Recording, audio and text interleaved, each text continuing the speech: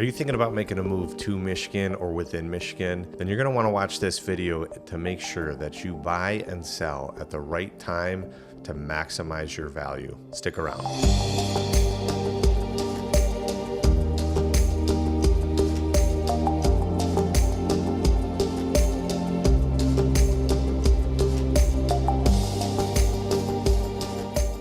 For those of you that are new to the channel, my name is Ryan. I'm a local real estate broker in Metro Detroit. And while this page is primarily about the different communities and lifestyles that Michigan has to offer, I wanted to sprinkle in this video here that really addresses the seasonality of the Michigan real estate market and how that's going to affect your home's value based on time of year that you buy or sell. Love it or hate it, Michigan is known for its 4 seasons. And whether you love it or hate it, it has a big driver into the behavior of people within the state and how they purchase. After doing this for a handful of years, I've been in the business now for a decade, and I started to notice that certain times of the year were busier for me than others. And it was a little bit anecdotal, right? It was based on my personal experience, but I actually dove into our multiple listing service to verify if what I was seeing in my personal business was reflective to the market as a whole. And sure enough, it is. I pulled the data from the last decade to look month by month, what did the new listings look like and what did the new pending sales look like? And we did this on a unit basis, no volume involved.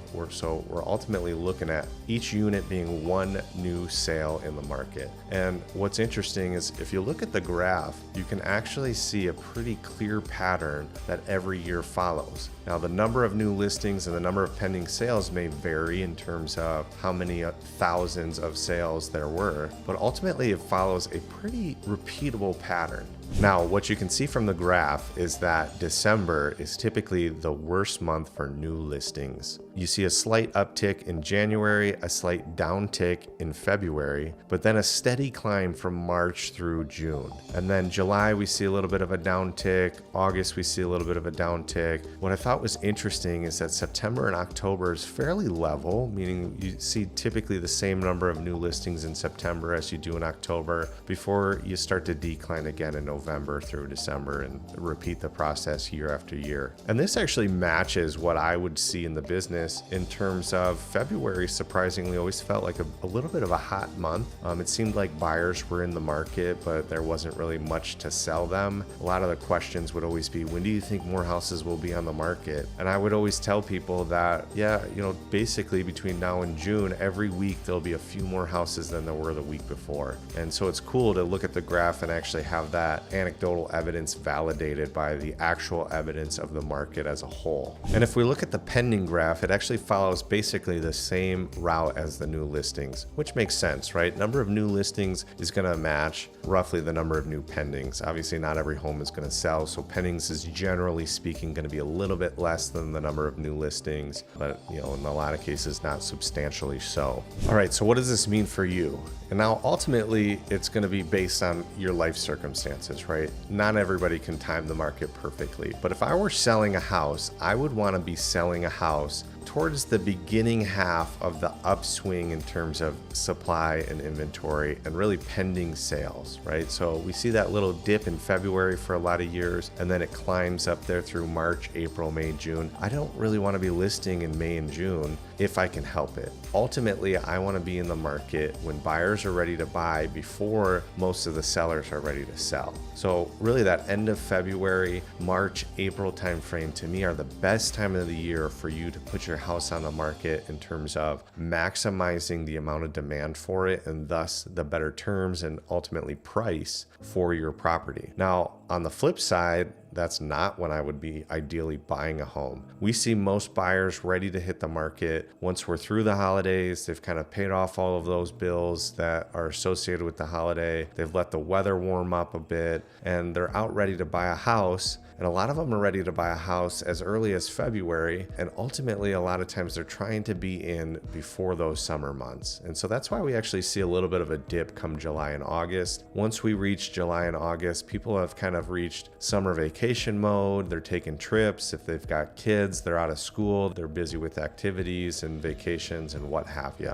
And so I want to try and be in the market as a buyer when other people are distracted. So July and August is actually, to me, that sweet spot. Obviously, there's another sweet spot towards the end of the year and the holidays, although your selection of homes is going to be a little bit lower, as you can see from the graph, because newer homes are not hitting the market as much. But July and August, there's more new listings than there are in 10 out of 12 months, essentially. And so I can likely have a lot of options, and a lot of buyers have switched their focus and are no longer in the market. And so there's less competition. Things start to move into my favor in terms of buying a property. And so if I'm a seller, just to recap, I'm going to try and be in that February to April timeframe if possible. Now, May, June, July, August, September, October, all great months as well, just not as good as that peak February to April timeframe. And then likewise, if I'm a buyer, basically July through December, January would be really your premium time to get a little bit of a better value on a property that otherwise might have a ton of competition in those prime selling months.